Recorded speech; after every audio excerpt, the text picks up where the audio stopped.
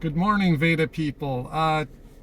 Today's topic is a discussion of Pokemon Go.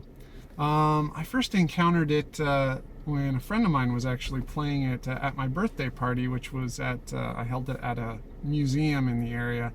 And it was a little known museum that not a lot of people had, at the party had gone to. And everyone said they had a great time and enjoyed learning about the museum. So at first I was really interested in, my friend told me that the museum was actually a Pokemon Go gym. So I thought, well, that's kind of neat, get people kind of out and about, looking at, you know, looking for Pokemon and doing their Pokemon thing. And then going and finding interesting places in their neighborhood and in their area. Um, it was interesting though because he was showing me this was actually an old railroad station, and so there were busy railroad main lines all on three sides of the museum. And he was walking around. He was like, "Oh, look, I found another one." And he kept showing me the Pokemon were like in the middle of the railroad tracks, and he was able to get a couple of them from through the fence and everything. But that was kind of it kind of illustrated what we were likely to see coming up. And so then I went home. We had fun at the party, and I went on a walk. And I came home, and there's just a dude walking around in my yard. And I saw he was looking at his cell phone. I just said, "Hey, are you playing Pokemon Go?" And he's like, "Oh yeah." And then he just like wandered off. Like he didn't say anything. Like it.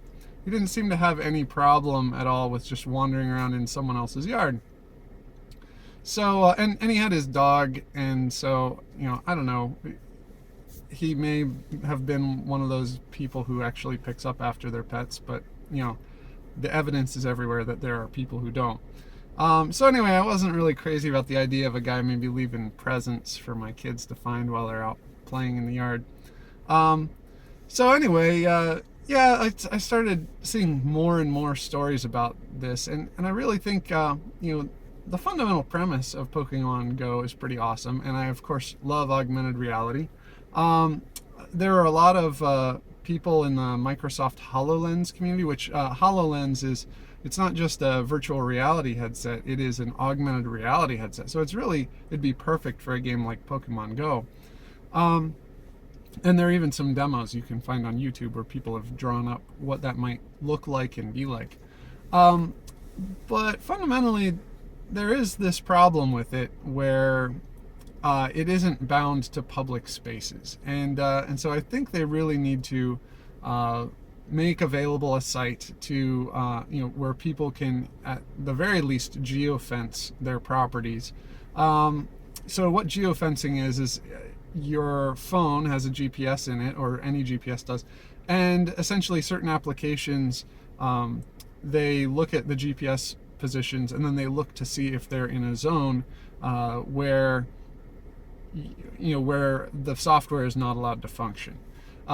So let's say there were like Arlington National Cemetery has been complaining about people playing Pokemon Go, and so what they would do is they'd be able to go onto a website and they'd be able to draw like a big overlapping rectangles, or paint over the areas where they own the property, and then Pokemon Go would check to see if people are in that area, and then they just would say, well, there are no Pokemon in this area, so you don't need to go in there playing Pokemon Go. So that's a way where Pokemon Go, that would not, I'm sure it wouldn't be a trivial thing, but it would be something that would solve this problem. I mean, if there are no Pokemon to go hunt and it tells you that, then why would people go there and violate rules and stuff like that? So I think geofencing would solve a lot of the problems. I think the best solution overall would be to have an opt-in approach where you could not play Pokemon Go anywhere except for public spaces, and you could identify those using existing databases, though they're probably not all that mature for this purpose. But so essentially they would need to do a significant investment to figure out how to tell whether or not a space is public or private, and then make those changes. So for one thing is There's a thing called right of way, and it's generally a certain distance from the center line of the road, so you'd be able to play in all those places. You'd be able to play in public parks. But having an opt-in approach, that would really limit the game, because you'd only have people who are in the know setting it up, and part of the attraction is, you know, being one of the in crowd and knowing what's going on.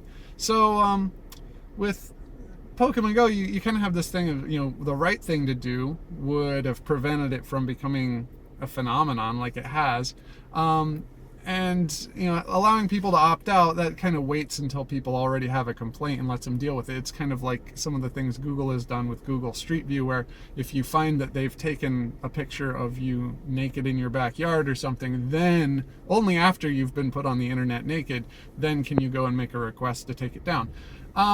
So yeah, it's a question of, you know, how are you going to diminish the utility and this kind of thing. So I think at the very least, geofencing would help solve it. But fundamentally, I think, you know, just educating people on property, which, you know, it's kind of an issue I have mixed feelings about, because I mean, I obviously, with my own opinions about wanting to be able to keep people from traipsing through my yard where my kids play. You know, it's not their yard. They don't pay for it. They don't rent it. They don't pay taxes on it. So they can go and rent or do whatever on their yard, and then they can also go and spend time in public spaces. These are all things that are already established, or public or privately owned public spaces like shopping malls and parking lots of businesses and this kind of thing. So there are all kinds of places where people could play this if they don't own property of their own. But then the issue is that it's oftentimes really hard to find out where the property lines are. I mean, I've looked at, you know, one way to do it is to go and look at the county auditor's office here in the United States and in Ohio. And you can go there and you can see, you can look up an address and you can see where all the property lines are around there. You can see where the public right-of-way is.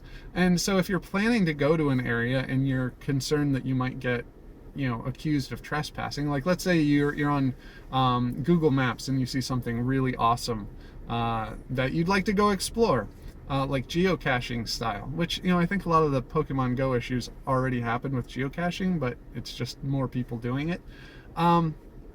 But yeah, you can go online and look at these maps and you can find out where the public property is, where the private property is.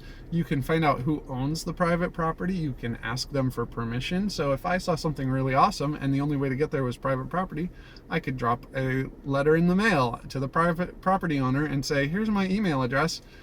I would like to go look at this fancy thing, and the only way I can see it is to go on your property. May I do that? And then they might have some questions, or they might make you sign a release. I mean, when I was in high school, I wanted to take a picture high up above the small town I was in, and we didn't have drones back then. So the tallest building in the area that I wanted to photograph was a store called the Hardware Exchange. And so I went in, and it was a big old hardware store, it was multi-floors and stuff. And I went in and I just talked, you know, this is middle of the day, and it seemed kind of slow. And I just said, hey, I'd like to take some pictures for historical record of the area from really high up, and your building is the tallest building. Would there be some way I could get access to the roof? And immediately the guy at the desk said, sure, just, you know, I had a camera and stuff with me. He's like, sure, just go over and, you know, talk to Bob there, or whoever, and he'll take you up. So he took me up and just stood there and smoked a cigarette while I went around and took as many pictures as I wanted. And then I said, all right, I'm done. Thanks a lot. And he took me down in their rickety old elevator with the, like, you know, the wooden slats that moved back and forth. It was pretty cool.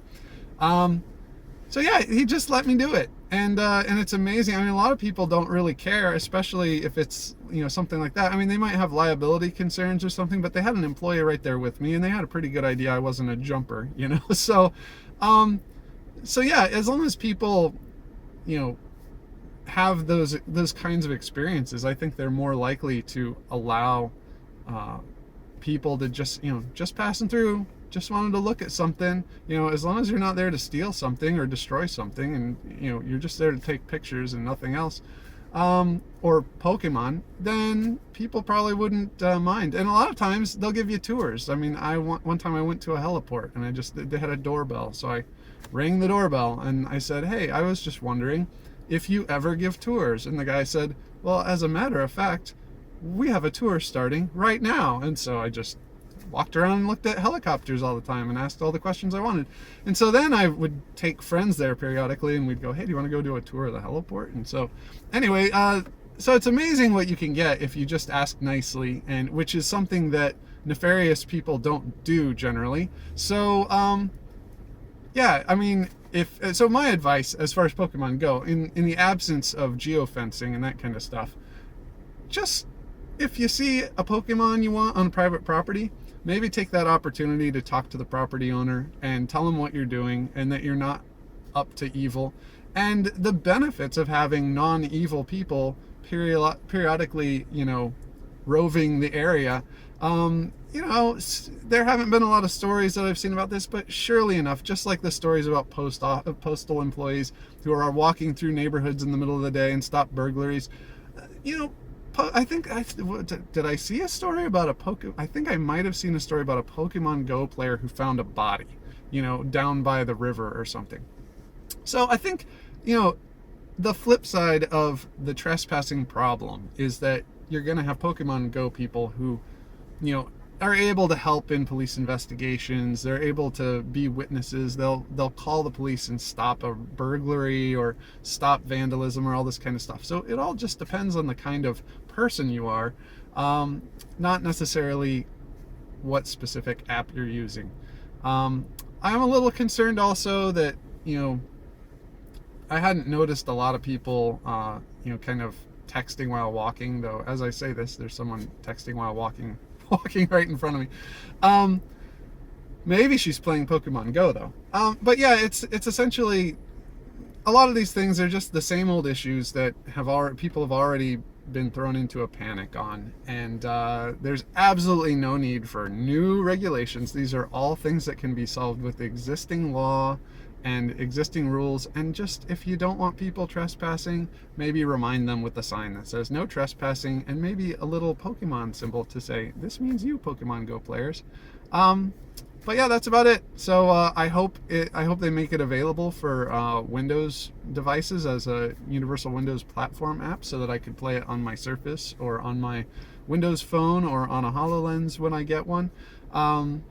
And maybe even check in on the Xbox app and have some way to play it, like maybe with Kinect. I could see little Pokemon, running around my house or something, and swipe at them, or to catch them or whatever. I don't know. I haven't really played it yet.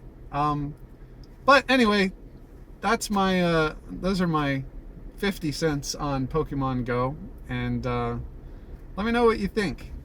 So be sure to like and subscribe, and well, if you like it, and if you like it, subscribe if you want to see more discussions like this. But if you don't like it, I'd really like comments, because that's how I'm going to make things better. So anyway, I hope you have a great day, and I will talk to you tomorrow.